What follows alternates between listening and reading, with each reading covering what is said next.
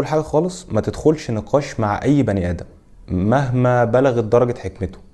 يعني خليك دايما كده اللي هو انا ماليش راي، ماليش دعوه، ماليش علاقه.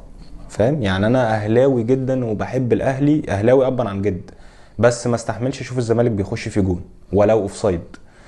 بحتقد جدا وبحترمهم قوي في نفس الوقت. بعشق تراب مصر ومقدم على هجره بقالي اكتر من 5 سنين. يعني خليك كده اللي هو ايه، لو اللي قدامك ده راح في اي حته انا كده كده معاك.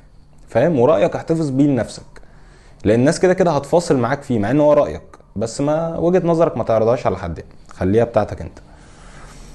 تاني حاجه، ما تقعدش في اي قعده فيها اكتر من 3 كراسي وما عليهمش ناس. يعني هو كرسي ليك وكرسي عشان تفرد عليه رجلك لو عايز، وكرسي عشان لو معاك شنطه مثلا او حاجه تحطها عليه.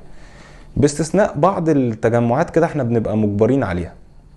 يعني مثلا تجمع العيله لازم، عشان كده كده صله رحم يعني،